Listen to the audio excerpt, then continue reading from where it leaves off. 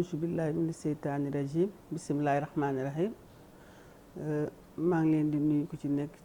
turam ak santam gannaaw ba ñu sante yàlla julli ci yonent bi sallallahu alayhi wa sallam sant suñu waajur sant suñu borom kër. ñu ngi leen di nuyu yéen waa Mindiss TV di nuyu téléspectateurs yëpp man la Adja Ndeye Khady Diamé di présidente du mouvement des femmes socialistes de la commune de Fatick waaye aussi di membre Benno Bokk Yaakaar ndax sama parti dolli si aussi di conseiller municipal au niveau de la commune de Fatick. alors tey Tata Ndeye seen télévision Mindiss TV moo la seet si wax pour ñu waxtaan exactement ci li nga xamante ne mooy wàllu politique vu que yow ci parti socialiste nga nekk tey ñu bëggoon tuuti rek booy ñëwaat ci sa carrière politique ak lan moo tax nga bàyyi parti yëpp tànn parti socialiste tey mu nekk sa parti exactement. waaw loolu sama parcours politique moom daanaka dama ko jëlee samay waajur ndax depuis ma nekk xale dama gis samay ñaari waajur di yëngu ci parti socialiste donc ma di leen gis di jàngi di ñëw parce que ku nekk xam na ne temps boobu Fatick amul lycée man bi ma amee entrée en sixième war a jàngi lycée dañ ma yóbbu ma jàngi lycée Gaston Berger Kaolack. waaw li may ñëw vacances yooyu yëpp maa ngi gis ñu def ay activités mu intéressé ma may jóg di jóg ba yàgg nag léeg-léeg may ànd ak ñoom ñuy politique yi ndax sama yaay dafa nekkoon mairie côté bii yëpp ba Pouxam moom moo leen bootoon ci jigéen ñi. sama papa aussi ku nekk xamoon na ko ci parti socialiste c'était un fervent supporter du parti socialiste un senghoriste. bon ma màgg ci loolu nag mu intéressé ma des fois boobu ma gën a nekk xale. dama doon laaj sam papa lan mooy socialisme mu di ma wax socialisme daal mooy am comme jàngul woon école mooy wax socialisme daal mooy maanaam ngeen ànd booloo lu ngeen am ñëpp bokk ko noonu la ma ko mënoon expliquer daal. bon aussi muy intéressé ma màgg aussi dugg biir parti socialiste. bon nekk ma woon nag koo xam ne dama ko doon def en plein temps vacances laa doon am temps léeg-léeg ma ànd ak ñoom. politique parce que dama jógee Kaolack dem jàngi jot Fitzgerald Kennedy foofu laa amee sama bac bi ma amee bac ba pare ma continuer samay études supérieures donc je n'avais pas assez de temps matériel pour ma doon yëngatu noonu mais après nag ba pare laa commencé yëngatu ci parti bi. buñ dellu si waatee ci li nga xamante mooy lëkkaloo entre Benno Bokk Yaakaar ak parti socialiste est-ce que parti socialiste ba léegi mu ngi ci Benno wala parce que gis nañ ni daal. même tamit am nañu jàpp na ñu ngi ànd mais dañ ko jàpp seulement théoriquement mais de manière plus concrète gisuñu ñun ñaar seen ànd vraiment neex na loolu tey lan ñu nan ko mën a jàngatee. waaw xam nga ñun dañuy parti social ni muy liggéeyee dafay structuré ndaxte ñun bu ñu waree booloo ak Benno Bokk Yaakaar dañuy def des consultations à la base moom mu yéeg ci kaw buñ consolider yëpp. toujours balance bi day wàcce ne ñun war nañoo ànd ci biir nekk ci biir Benno Bokk Yaakaar ndax wax dëgg yàlla Benno Bokk Yaakaar moom on s'y sent très bien ndax booy seetlu au niveau national en général bu parti socialiste dajee da ngay dégg ne ñu réaffirmons notre ancrage dans Benno Bokk Yaakaar te loolu nekkul quelque chose de verbal seulement parce que dañ ko dund ñu ngi commencé ànd ak ñoom bëri yàggoon nañuy ànd ci ay coalition yu ñuy wax ay CPC yooyu ñuy ànd ak parti APR di ay kii surtout en 2009 bi nga xamee ne ñu ngi doon def élection municipale yi ñu jógee foofu nag ñu demal suñu bopp présidentielle bu ñu dala desu ñu dem deuxième tour en 2012 ñu ànd ak le président Macky Sall ci biir APR ñu def ko la coalition Benno Bokk Yaakaar donc nit ki ñun dañoo amul demi mesure puisque mënoo wax ne nit ki da nga ànd ak moom ba pare di am leneen loo koy làq wala leneen l'essentiel c'est que nga gis ci sa bopp gis ci sa bopp cela ne veut pas dire que nga am ci ay intérêt d'abord parce que gis ci sa bopp mooy yow ñoom li ñuy def approuvé nga ko xam nga ne lii dina jëmale Sénégal kanam yow tam nga bugg cee indi sa contribution nga ànd ak ñoom mais nekku ne toujours boo àndeek nit dafa am loo ciy xaar en contrepartie puisque c'est pas toujours évident puisque comme je le dis toujours avec les jeunes politique du course de vitesse course de fond la boo ko bëggee def course de vitesse rek doo am benn culture politique te da ngay yàq sa politique daal sa carrière politique du sori. mais gis nañ ci seen lëkkaloo ak Benno Bokk Yaakaar que am na ñoo xamante ne ñu ngi ci parti socialiste mais àndu ci li nga xamante mooy ànd bi comme le jeune Omar Ngom Ndiaye nekk un farouche opposant nekk responsable des jeunes socialistes fii ci Fatick mais en même temps comme ni mu ko waxee un farouche opposant par rapport au régime Macky Sall yow tey loolu lan nga ci mën a wax exactement. bon li ma ci mën a wax rek mooy xam nga peut-être bon conviction boppam la parce que doon nañu wax ne dafa ànd Khalifa Sall ne ku nekk xam ne Khalifa Sall à un moment donné mel na ni ku demal boppam kon ñooñu aussi man en général man sama politique noonu la bu ma waxtaanee yow xam ne lii moom nga bëgg da nga koy def aussi ma bàyyi la ak sa choix du dëgg. Je pense que Omar Ndiaye Ngom nit la koo xam ne ku doon liggéey ci parti socialiste la ku ci doon def dooleem ci parti socialiste la mais bu ñu demee ci un certain moment mu choisir dem ci beneen camp alors que la majorité dañoo choisir ànd ak Benno Bokk Yaakaar bon loolu man mënuma ko ci wax lu bari daal. mais est-ce que tamit loolu tey du wone benn faille bu nga xam benn crise exactement boo xam ne tey parti socialiste mu koy dund te gars yi xamuñu ko exactement. non xam lu mu munti dund ci crise rek nit ñi xam nañ ko puisque am na événement yu fi passé woon avec les Khalifa Sall et autres donc au niveau local aussi si une telle situation se présente nous on se dit que c'est dans le cours normal des choses parce que aussi surtout parti mu mel ni parti socialiste ancrage am au niveau du Sénégal ak ni mu yàggee ak ni mu structuré macha allah ak organisation munta bañ léeg-léeg mu am waroo gis-gis seen gis-gis du bokk mu am quelques dissidents du dëgg mais du tee toujours ñuy waxtaan pour jéem ndaxte nit bu ñu sañoon tàggoo du am bu ñu sañoon division du am toujours suñu idée mooy peut-être un jour dinañ mën a lëkkaloo waaw kaaw Omar Ndiaye Ngom man noonu laa koy traité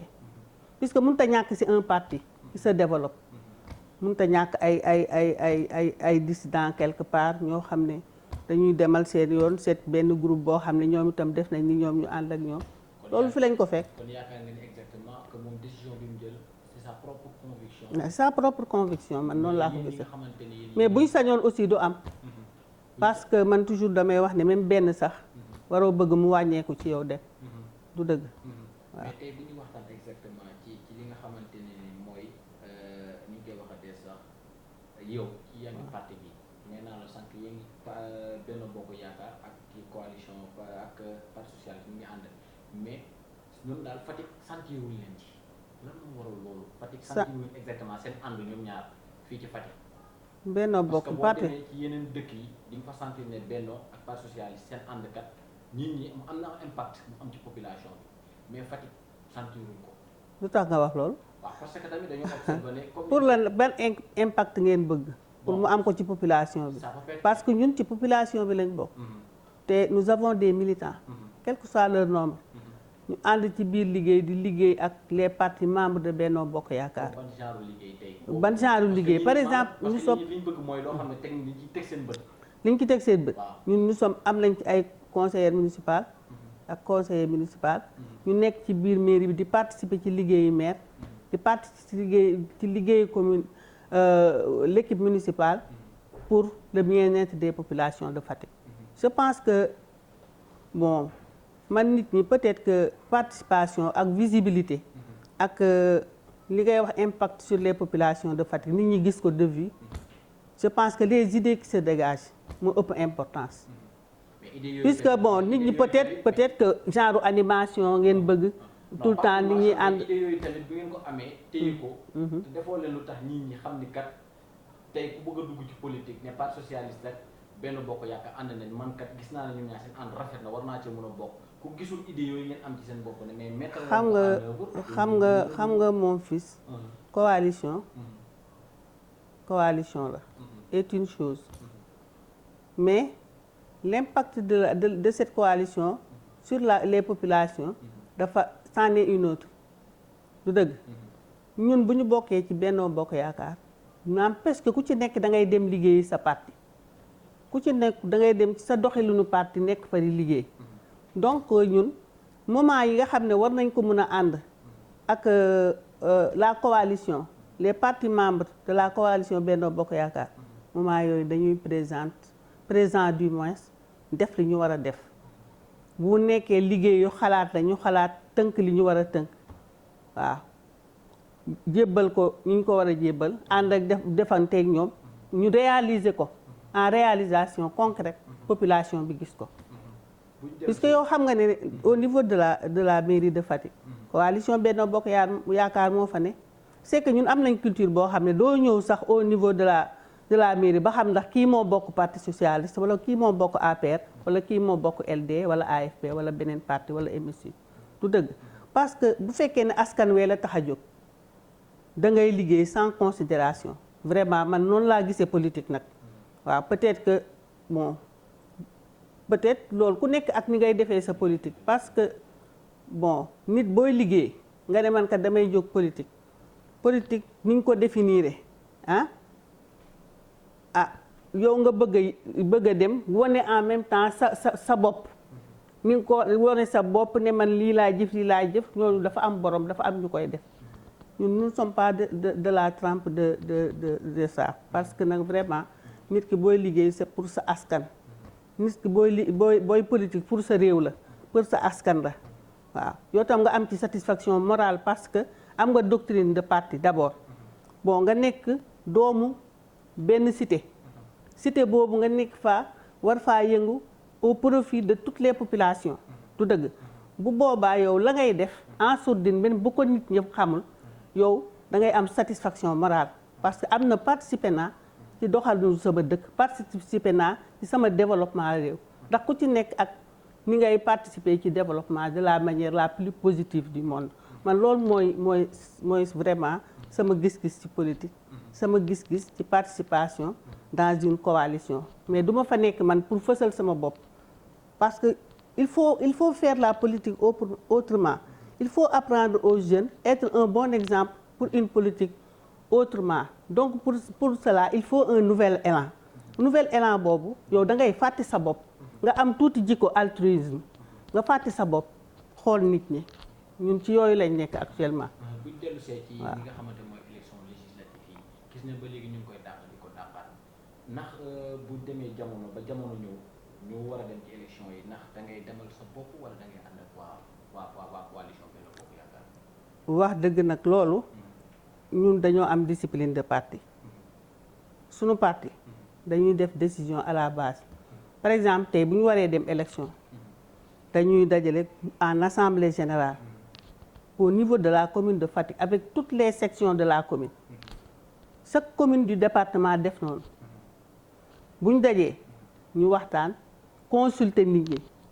ñun kat lii mooy programme tey bi suñu ordre du jour mooy notre participation dans la coalition Benno Bokk Yaakaar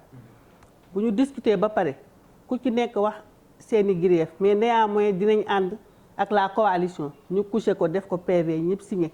ñu yéegal ko ca kaw ñun noonu la ñuy participer ci coalition mais loolu ñun bu boobaa itam ni ñu suñu parti wax ne noonu la ñuy def mais nag décidé wul fenn ne suñu parti du ànd ak coalition Benno Bokk Yaakaar d'après ni ma gisee suñu ndaje ni ñuy doxale actuellement suñu coalition yaakaar naa ne day rester dans la coalition Benno Bokk Yaakaar suñu parti dañuy toog dans la coalition Benno Bokk Yaakaar ñun noonu la ñuy defee suñu participation mais duñ tëg rek tollu ca kaw imposer nit du dëgg ku ci nekk nag da nga am sa réalité terroir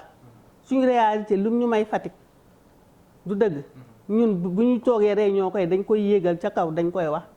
parce que nag xam nga élection locale bokkul ak élection présidentielle élection locale dëkk bu nekk da ngay seet les élections passées nous au niveau de la commune coalition Benno Bokk Yaakaar lañ demee mais au niveau du département parti social dafa demal boppam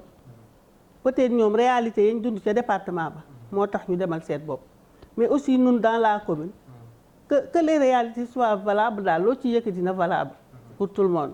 ñun dans la commune bu ñu seetee de coalition Benno Bokk Yaakaar dañuy toog coalition Benno Bokk Yaakaar parce que yenn yi aussi nekkul bëgg a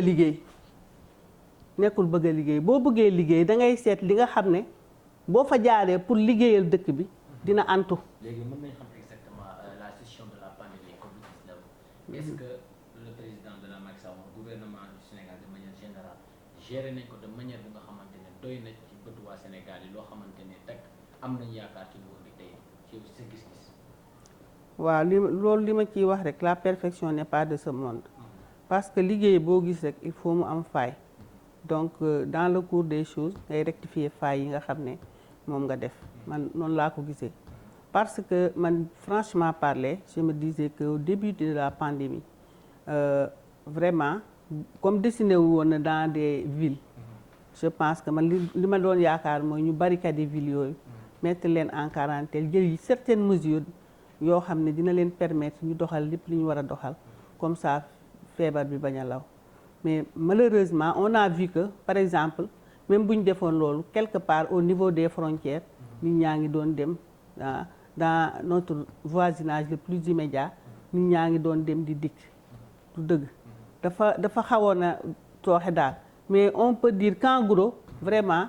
la gestion est acceptable c'est acceptable pas sama gis-gis. mais li ci askan bi wax nee nañ ñoom jàpp nañ ni feebar bi amul wala bu amoon it nekkatu fi parce que nguur gi moo bëgg politique bi dugal xaalis. xam nga loolu li may wax toujours xam nga lan moo gën a bon sur terre gis nga un intellectuel malhonnête vous m'excusez du terme ku jàngul moo ko tane puisque nag ku toog ne yow am na loo xam nga taxaw ne feebar bi amul te ngeen gis feebar bi ñi ciy loru ngeen gis dans les pays les plus développés du monde la fa feebar bi def xam nga dem nañu ba sénégalais yi wane benn image boo xam ne benn vidéo boo xam ne xam nga damay joxe exemple rek pour wan la ne loolu vraiment c'est mal intentionné quoi c'est être mal intentionné benn vidéo bu nga xamante ne ay sénégalais yu nekk bitim réew ñoo ko wane. vidéo boobu ñoom dañoo dem ci xam nga bu ñu defee seen tente yi pour teg fa maladie ñoom dañuy am seen salle de repos ñoom personnel de santé bi seen salle de réunion teg fa ay ordinateur xam nga gérer malade dafa métti il faut ñu di leen yóbbu ci salle yoo xam ne dañ fay relaxé wu décompressé tuuti ci pression maladie ñoom nag ñu dem filmer loolu ne mu ngi nii seen tente yi kenn nekku fa alors que c'était pas ça ay sénégalais ñoo ko filmer envoyé ko à travers les réseaux sociaux xam nga loolu vraiment bañ sa réew laa ko tudde ndax feebar bi mënu fee ne bañ xam ne feebar baa ngi fi nga wëlbatiku di indi loo xam ne bu ko nit ku xamul seetaane gis-gisam soriwul danaan feebar bi que ñun dañuy wax rek mais amul bu ko defee ñuy génn def leen ne bon ils font fi des gestes barrières duñ ko respecté duñ ko ndax dañ naan feebar bi amul gisaguñ ku feebar gisaguñ ko tamit nguur gi est-ce que yaakaaroon ni nguur gi toll na jamono yoo xam ne mënatul wax lu population bi mën a gëm. mais xam nga lan moo gën a bon sur terre nga bugg a profité ci naqaru doomu aadama yi njàqare doomu aadama yi bëgg cee def sa politique d'opposant loolu dafa ñaaw loolu mooy manquer de respect à ton pays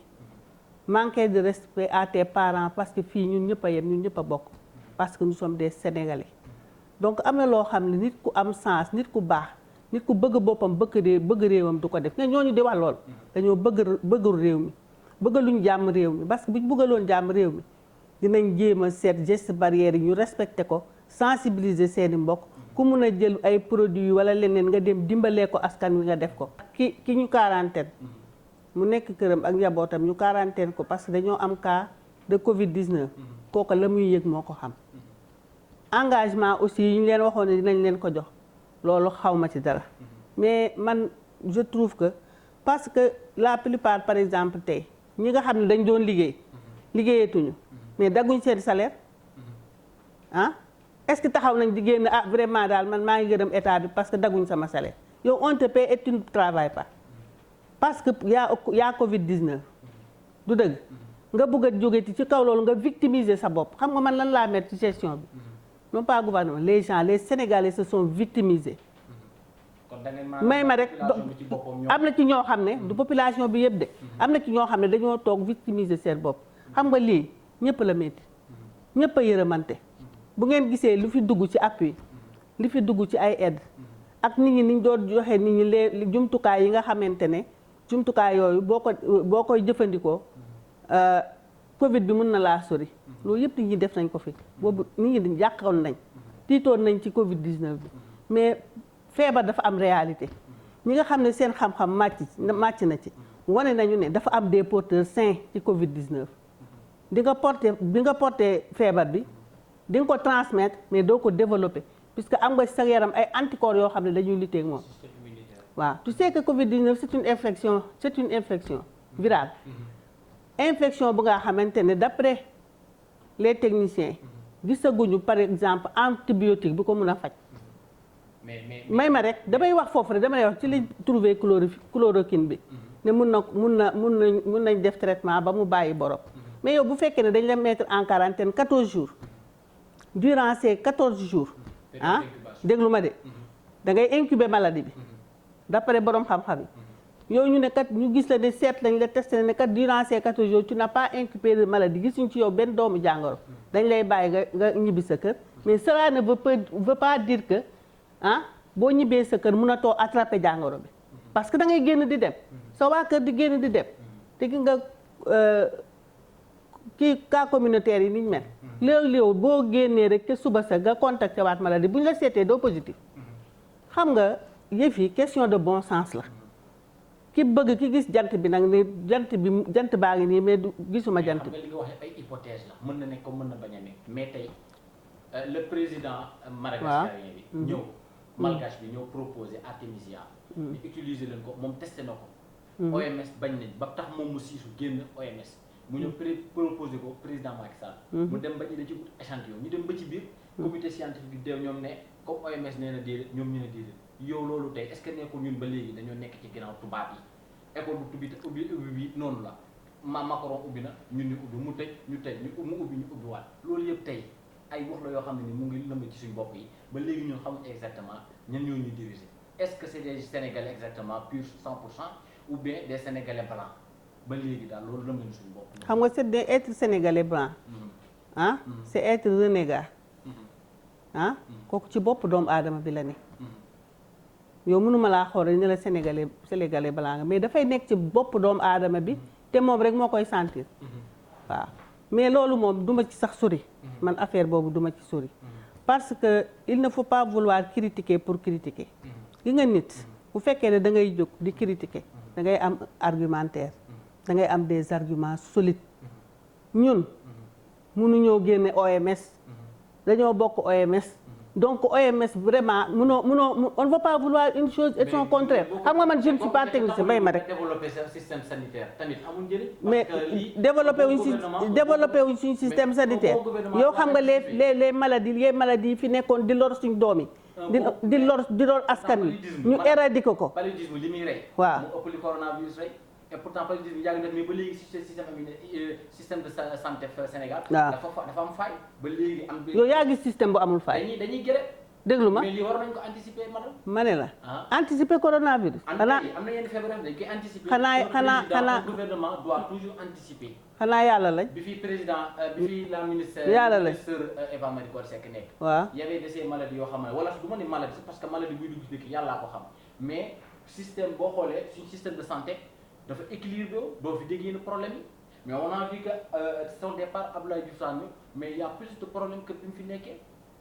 les gens le considèrent comme un politicien et non un technocrate et pourquoi Eva Marie Coll Seck c'est un professeur koo xamante ne ni xam-xamam ci loolu rek la mais on voit que moom Abdoulaye Diouf Sarr dafa politique ba professeur Seydi naroon na bay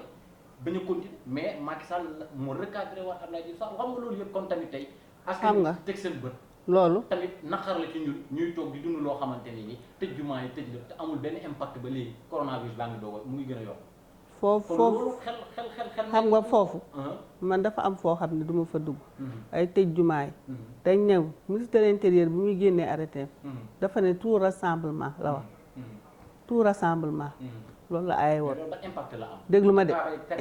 mais ba mu ko defee ba mu defee tout rassemblement bi tane woon na Sénégalais yi di wax ba président de la République yolomal affaire yi léegi Sénégal lañ la bëgg ñu confiné ñu mer ñu confiné ñu ne confinement bi liggéeyatuñ suñ njaboot yi amatuñ lu ñu dundee waaw dugg na fi génn fi président ne ah wax dëgg yàlla ay la yéwén de man sénégalais laa Sénégal laa dëkk te coono bu fi sénégalais daj xam naa ko te dama jëloon engagé wu seen kanam ne damay far seeni coono damay wàññi seeni coono ba ma koy may ma rek ba ma koy mën a dindi président bugg a aar sénégalais yi aar njaboot gi ba ci tuut tànk yi mu ne nañ def confinement ku nekk toog sa kër restez chez vous ñu restez chez nous ñuy compter kaay may ma rek boobu ñu ngi compter kaay par benn ñu ne am na fii Fatick yàggu la am cas bi ñu doon compter dafi romb di dem ñu téléphoné ko ñu téye ko ne ko sax da nga positif ñu téye ko da doon dem Vélingara il paraît mais yow ñu confiné la dégg nga ñu ne waaw ñu ngi nii dañ ñoo tëj Sénégal ne kon xaaral dinañ yëkkati alal joo xam ne dinañ ko teg fii jàppale leen ci seen dund du dëgg ñu kontaan lool ndax boobu politiciens yi dem nañ joxanteeg Sénégalais président loxo ne ko kat ñun awle yéen ku nekk ne am naa lii mun naa ko see teg yeneen bonne volonté dugal ci président dugal ci loxo gouvernement bi mu am ay kilifa diine ñoom itam ñu dugal ci seen loxo waaw bu ñu demee ba jëmmi jamono ñoo bëgg ñu toog di jàmbat di wax ñu gis ay ñuy jéem a jóg ay kilifa yu jéem a jóg ak yooyu président ne waaw comme man maa engagé woon ba tey maa ngi topp soxla sénégalais yi maa ngi jéem a saafara li sénégalais yi jooy maa ngi bëgg a aar sama réew bëgg a aar sama njaboot mais nag comme que loolu la dinaa ko yolomal comme loolu lañ bëgg xaaral ma def leen loolu mais il faut que il faut apprendre à vivre avec la maladie comme vivre avec la maladie lañ bëgg choix bi ñun ñoo ko def te la population ñoo bëgg choix boobu président fekk leen ci mais léegi xam nga réew du yore jikko jaan boo laalee ci bopp bi geen gi watatu nga laal ci geen gi bopp bi watatu réew du yore jikko jaan da ngay yore jikko joo xam ne yow da ngay xam ne man vraiment lii teg nañ ko soxla nañ ko am na jéego yu ci président teg ñu jàll. est-ce que jikko jaan boobu noonu du nguur gi moo tax sénégalais amee ko. non nguur gi mënut a xam nga man loolu laay bañ. xam nga tax na gis nga yii ñuy wax nii. tax na sax jeunes yu am na ci jeunes yoo xam ne nanguwuñ góorgóorlu mais mon cher vous êtes jeune yow nangu nga yoor nga gis jeune bu toog teg baraada di attaaya yow nangu nga loolu ku ko def njàng dama lay laaj may ma rek liggéey njàng rek a fi ne mën naa am diplôme moom toog may ma liggéey njàng rek a fi ne gis nga man mii di wax ak yow dama am sama bac am sama diplôme de technicien supérieur de secrétariat di ut liggéey aw ma xam nga du ma def jënd sama machine à coudre di ñaw di jaay ay complète temps yooyu maa ngi jaay ay complète 20 000 15 000 25 000 booleeg li ma sama borom kër di jox may faj sama soxla may suub sama yaay di suub ma di ko jàppale di ci cuub di takk lu ne amul lu ñu liggéey ci cuub te man mënuma ko ñaw mënuma ko am na yére yu bëri man maa ko doon ñawal sama bopp du dëgg loola la parce que dama am sama diplôme toog moo tax ma dem defi loolu du dëgg mais yow même bu fekkee ne am nga sa diplôme toog bul bañ dara ba ngay am liggéey je te donne un exemple il paraît que autoroute à péage bi dafa am benn cadre bu fa newoon mais soutien de famille la amul lu mu liggéey mu dem ñu jël ko muy yëkkati drapeau yëkkati la mais jour bu ñu bëggee benn profil bu ñu doon laaj ki yore ressources humaines moo wax ne profil bi am nañ ko ci suñ biir employé yi ñu génne ko jox ko liggéey bi jox ko oto jox ko lépp daf ko fa xaar moo tax mu fekk ko fa mais xam nga man bugguma li ma lay wax sànq critiquer pour critiquer nañ delloo ci xel yi xam ne Sénégal moo ko moom président population yi ñoo ko war a dimbale ci liggéey bi mais bu fekkee yow kenn mënu laa satisfaire naka ngay dimbale dafa quarantaine boppam kan dina quarantaine boppam parce que dafa am contact ku am coronavirus bu négatifee war na ko incuber 14 jours day génn di wax ak ministre yi 14 jours yi di ko respecté comme tout Sénégalais yow léegi nag loolu mu def noonu c'est un geste à saluer. est-ce que nekkul pour gëmloo nit ñi ba léegi ne feebar xam nga comme feebar li bi daal ku gëmul ne amul boo respecté wul geste barrière yi laa xam man de geste barrière yi damay sensibiliser nit ñi pour ñu respecter ko sensibiliser leen ci nañ def ndànk nit mun nañ ko quarantaine mu génn mais mun na attraper maladie bi après bu génnee ci quarantaine bi parce que 14 jours yi ñu ko doon seet pour incubation bi jeex na. ñu may signalé na waxtu bi jeex na yow looy tëjee tey ci gannaaw émission bi. li may tëjee ci kanam émission bi mooy sant rek gërëm waa seen télévision bi di leen ñaanal yàlla fi ngeen ko bëgg a yeggale yal na ko fa yeggale. en même temps ñuy gërëm nag waa Fatick di gërëm ñëpp di gërëm monsieur le ministre maire Matar Ba parce que nag mënuma jeexal émission bi bu ngeen te gërëmuñu ko parce que en tant que maire de la commune en tant que premier magistrat de la ville gis nañu li mu def Fatick bi nga xamee ne corona bi annoncé wu na moom ba mu annoncé cas amagul sax ci région bi la jóg jumtukaay yu mun a dimbalee askan wi mu dimbalee ko askan wi ak doomi Fatick yi nga xam ne dugal nañ ci seen loxo ñuy góor ñuy jigéen ñu ngi leen di gërëm di leen sant di leen ñaanal yàlla yal na leen yàlla yokk wax dëgg yàlla loolu ñun boo gisee au niveau de la commune de Fatick lépp lu président def au niveau national commune bi tontu na ko commune bi feelu na ko pour moom itam def liggéeyam ci askan wi nga xam ne ñoo nekk dans la commune de Fatick pour jàppale leen kon boog ñu sant yàlla rek julli ci yonent bi xam ne wax dëgg yàlla feebar bi yàllaa ko indi te moo koy yóbbu waaye ñu góorgóorlu ci geste barrière yi moo gën ñuy critiquer rek tout le temps ngeen baal ma ak jërë ngeen jëf